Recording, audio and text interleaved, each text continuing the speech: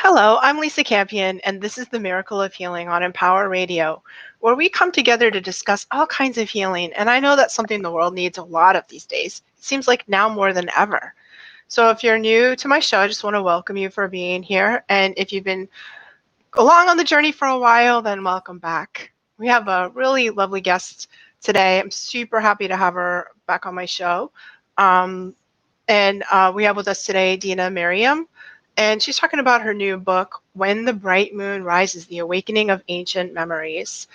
And I just have to say that that Dena, some of the last book that she wrote, Dena, um, it touched me so deeply, The Untold Story of Sita, and I can't wait to talk about this one. But this one seems like it's about like what can happen if you track your deepest soulmate love through your incarnational cycle. And that's what we're going to talk about today. What is love? What is karma? How do they collide? And what happens when the cosmic forces and of the deities and of love kind of influence two people who are seeking to express love in the world the way that we do? So welcome so much back to the show, Dena, and your beautiful new book, When the Bright Moon Rises, The Awakening of Ancient Memories. Thank you, Lisa, for having me back. I Oh always gosh. enjoy talking to you. Yeah, I mean, I just love that your the Untold Story of Sita. It really touched me so deeply, and I was telling you before, before we were rolling here, that I have to buy new copies of it because I give them away, and then I'm constantly like giving away my copy and needing new copies. So that's such a Wonderful. beautiful I'm book, glad and to hear that. yeah, I just love it, and so let's talk about this new one. I feels like it's got some of that same themes of love and It divine does. energy, right? I mean, this is a theme that runs through all of my stories. Mm. And when I finished the Untold Story of Sita, which is my second book, I had written my journey through time, which shared my recollections of several previous lives, going back sequentially, several centuries. And I thought that was the end of it. And then I had the experience of finding myself in ancient India writing about Sita from Sita's point of view as her servant. And then I thought after I finished that book, that was the end of it. I had nothing more to say. And then I was in India again, and I had an experience while visiting one of the ancient temples where I found myself in an even earlier time, back when the ice was melting. And, I've been very active in the whole climate change movement. And so that period of time, what we're facing now is not unique. There was a time before when the ice melted, the rivers rose 400 feet over a period of centuries, migrations occurred, and new civilizations flourished. So I was very interested in that time, and I found myself back in that time, which gave rise to many of our old civilizations in India and in China when the rivers were being formed. And then I found myself in a love story, a love relationship that couldn't find its fulfillment in that time, and found its fulfillment many millennia later in 8th century China. And so it is a love story because, as all my writings show, love is the foundation of everything, of the universe. And love that's not fulfilled in one life finds its fulfillment in another. It could be the life right after that. It could be 10 lives, depending on circumstances. But no love goes unfulfilled. And then that's human love. Then there's the love for our teachers, for the guides, for the cosmic forces.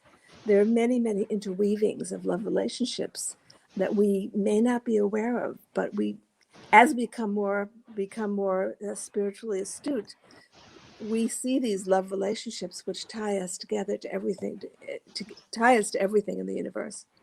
Hmm. One of the things I like about all of your writing and the way that you think about things, Dena, is that this sort of that concept of the conservation of love, that nothing is lost, nothing is a mistake. Everything is an opportunity for growing and learning. And but it can seem really painful for us humans, though, like on the human level, on the ego level. Like, how do we deal with this? The soul remembers that love is eternal, but our personal selves forget that. How do we deal with that grief? I think that there's a misunderstanding. It's a very complex law, this law of cause and effect. And I think a lot of people look at it as a law of punishment, reward and punishment. But it's actually a principle of the universe to reestablish its balance. So every action, every thought is an energy that we put out that in some way has to be rebalanced. And so karma is very, if you stand back and look at your lives, you see how beautiful it is, because you see how you come together with your loved ones again and again to complete what hadn't been completed. But the purpose of this law of cause and effect, in addition to rebalancing the universe, is for our own awakening, is for our own learning. So nothing is imposed on us. It's our own actions from the past that determined it. And I try to show that in the stories that I tell. So Right. in this story, When the Bright Moon Rises, this young forest girl who comes out of the forest and falls in love with a young sage, but he's taken a vow of celibacy to focus on his spiritual work. And she was an impatient young girl, wanted her to be fulfilled right away. And so she chases him until finally she's sent away. And she has to learn through subsequent lifetimes patience and self-discipline because she had none of that in that lifetime. So you can see, if you follow one soul through many lifetimes, you can see growth. You can see the qualities that we're lacking have to be cultivated through different experiences in our subsequent lives until we've mastered those qualities, and then we can move on. So when she has enough self-discipline and patience, she meets him again, and their love is fulfilled. Of course, no life is without trials. It's a very difficult time on Earth in 8th century China. Civil war breaks out, and she has to deal with all kinds of things with him. But the love is fulfilled. She gets to fulfill that desire from millennia earlier. Wow. And these are your memories of your lifetimes? The way I experience it is I always say I experience it as my own past lives, but it could be that I'm tuning into another soul, that I'm Right. channeling another soul. I can't say for sure that I'm not channeling another soul, but it doesn't matter to me because I experience it in as very real. And so the lessons learned, I feel lessons that I've learned. And I feel like I've gone through those experiences. So I experience it as a past life memory. And do you know where that person is in your life in this time? Is that person in your timeline in the current moment? That person is not. It's at the end of the book. There's a completion. This book also deals with in between Earth births. It begins in that celestial world, what today we would call another dimension. So just as I've explored time, going back in time, I've also begun to explore interacting with other dimensions into the post-Earth, where we go when we leave our physical body. All The right. book begins there and then has an interlude there and then ends there, where her beloved, who dies when she's still early in their marriage, I think after about 12 years, 14 years, something like that, they meet again in that world and have a long time. It's interesting because we call this our life and that the afterlife, right? We can be here 50, 60, 70 years and we could be there 200 years. So which is our home? Which is what is the going out, you know? In writing this book, it changed my whole relationship with that world that we go to when we leave our physical body, actually, because I began to have memories of that time as well. Wow. That's so interesting. I've done some of that myself when I did a life between life regression with a student of Michael Newton's who does the life between life regressions. And it was very different from ordinary life, or what we think of as ordinary life, and the way that we love. And it seems like there's no jealousy there. There's like Exactly. kind of a desire to uplift each other, and the places where we get stuck in as humans didn't seem to be there. Is that what did you also experience that? You really said it. Is that the love that exists in that realm? Of course, there are many different ways to experience that realm, depending on what your state of consciousness is. But in the higher realms, in the more refined realms, love is not is unconditional. Hmm. There's no jealousy. It's an expanded love that encompasses much more. In other words, it's a state of being. It's not like I love that person, I'm attached to that person, I have to be with that person. It's a state of being which is very inclusive. In the book that I'm just finishing now, I go into that in a little more depth, uh, because the seeker in the book that I'm writing about begins to ask questions about: do the gods marry? Do the deities marry? Do they have children? Wow. And they do. There are marriages, and there are what we call deities. So today we might call beings living in these higher dimensions, right? They come together for cosmic purposes, not to satisfy physical desires, but for the expansion of love that will have a great effect on maintaining the harmony of the many universes. So their unions have a much broader impact. It's not for personal desire; it's for the well-being of a larger whole. I always thought that they seemed a little rocky, those marriages, certainly in fable times, like poor Zeus and Hera. They need some couples counseling, about those two. But You I know what mean, I think that um, at a certain way back in history, there was a purity in the perception of these beings, but over time they adopted very human traits, so they became humans who just lived mm, in the sky. right. But they had jealousy and anger, and they fought each other. I think that was a projection of human traits as these stories were told again and again, and people lost the understanding of these cosmic forces. They humanized them. Right. Which is really all we can do because it's so hard for us to perceive divine energy. We can only kind of look at it through our own filter of our humanness. I'm so excited that you're writing another book. What's it called and when's it coming out? It's called Rukmini and the Turning of Time, the birth of an era, the dawn of an era. And it's about, it's in a way a continuation of the Sita book, Hmm, because Sita is said to have taken birth as the wife of Krishna, right. that Ram took birth again as Krishna at a very different time, Hmm. at a time where there was a big battle taking place.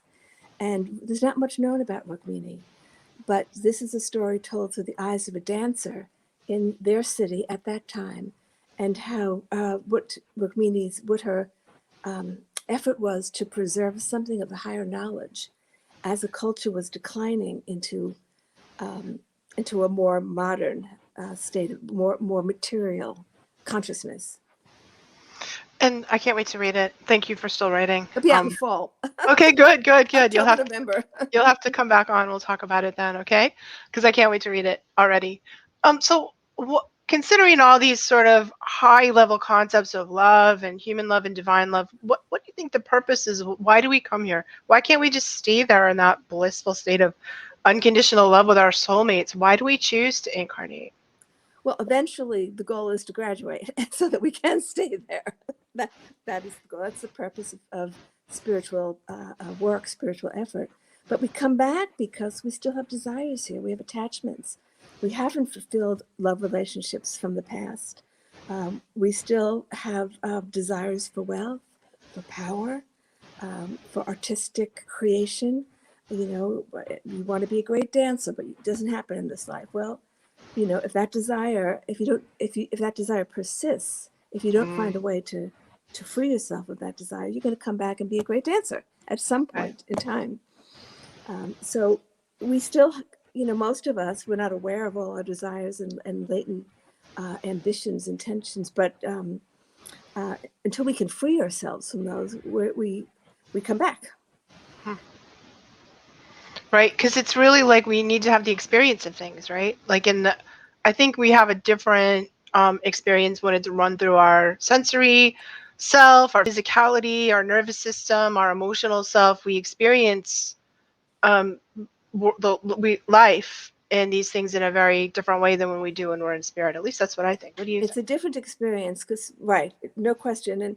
And in the book I'm working on now, some of the beings from that dimension decide want to take human birth to experience physical reality. Yeah. And so sometimes you have these higher beings, maybe for a brief time, but they want the experience, the human experience. And these may be, what we consider the enlightened beings who come down. Like Uh, Jesus or yeah, Krishna, Buddha or something like Buddha. that. It may be that they've come down to uplift humanity, but also to know what the human experience is like. So they have to go through the trials. Once you have a human body, you go through the trials. You age, you have suffering. That's part of the package. Right. I thought it was so interesting how you looped in China because you write a lot about India in your books, and and here's another beautiful and ancient civilization, and they seem very connected in your work this time around, and I This didn't really know that. this was a total surprise to me because I had not felt connected to China until I found myself in a Chinese body as a Taoist. I didn't Mm, know much about Taoism, but mm. suddenly I love I those I guys. I was thinking of the Tao. I became a Taoist for the 1 year that I was writing the book, or the 9, 10 months I was writing the book, absorbing myself in the Taoist worldview. And since then, I have not lost that appreciation for ancient Chinese culture. We think of China, we think of the current political system, but that's just a blip in a long timeline. Right. But there's a very culture that goes back as far as India. And, there was a time when there were no borders, there were no countries. The sages walked across mountains, and there was interchange.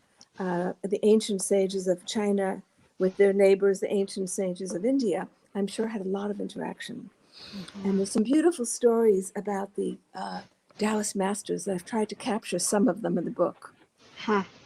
Yeah, I love those. I love the Taoists too. That's I remember lifetimes that I had in Japan, and I actually lived there in this time around, and feel very drawn to that culture.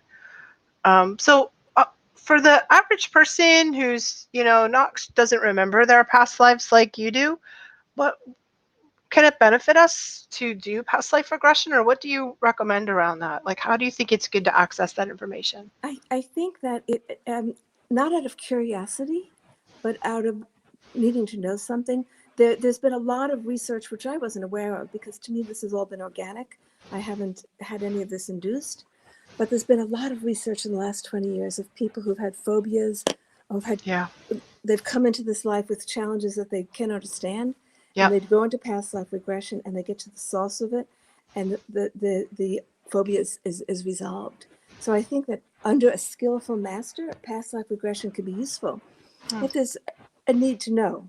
But just curiosity seeking, I don't think there's any purpose. It distracts you from what your current work is here. Right. I would not have sought it had it not come to me organically in my meditation. But Interesting. having seen it, it's explained so much to me. And Hmm. it explains so much about my current life, about the workings of the universe, and how to work toward a future that I want to. If you know that the past created your present, then your present is creating your future. So how can we better shape our future? That's It's the real beautiful. thing. That seems I think a lot of people think of sort of like a parlor trick, or a curiosity. And I agree with you. I feel like it's useful when it's impinging on us in some way that where we need resolution. And then it can be really helpful. But I think just to know that death is not the end, that we have a long past and we have a future, and that there's no end, Right. and that we are the shapers of our destiny. There's no judge who's punishing us or watching over us. Is that we create our situations for our own growth and learning. So how can we use our current situation to grow and to learn? And how can we live more mindfully so that we can shape a better future for ourselves? I mean, what projecting ourselves into the future, what kind of life do we want next time around? Hmm. Yeah, good point. Good point. And I love how your work is very feminine centric, like it seems like a lot of it is through the lens of the feminine. I know in the other parts of your life, you're very invested in the Global Peace Initiative and some of the organizations that you belong to that are very much about women and women's spirituality. Can you talk a little bit about that? Well, I started my work 20 years ago when there were very few women in the interfaith world, very few women held up as spiritual leaders. And this, I see now that I've looked into my past, a lot of my past experiences have led me to this moment where I felt the need to create a platform for women spiritual teachers. Of course, I moved beyond that after doing that for a number of years, and now seek gender balance, because the whole thing is about balance, right? Women have to have a voice, the higher. And then I began looking for the divine feminine, the feminine emanations of the divine energy, because I've had many women teachers in the past, Sita being one of them. And in this book, during the earlier part in ancient India, the sage that I taken that has taken care of me really is a woman sage, Sage Gayatri, and that was a very important relationship for me. So I've had these experiences in me that I didn't know when I started the Global Peace Initiative of Women, but have since discovered that I've had encounters with great women spiritual teachers, Right. sages. And so to bring their voice out, I felt there was a great need. 20 years ago, their voices were not heard. Today, I No. think their voices are heard. That's so good. That's so beautiful. So, you've had some really good teachers, right to the top there. Amazing. So let's talk about how people can find your books and find your website and all of that. Let's take a look at that. All the books are on Amazon. They're not yet in the bookstores, but they will be. Bright Moon Rises will be in bookstores sometime, I think, in the fall. But now, if you just type my name on Amazon, my books will come up. Right. And I have a Facebook page, Dena Merriam Author, where I do book readings. Oh, cool. Every few weeks, I do a book reading. I'm now doing a book reading from When the Bright Moon Rises, doing a series of book readings from that. And then I also have the Global Peace Initiative of Women has a website, Right. gpiw.org. Right. .org. Okay, we'll fix that one.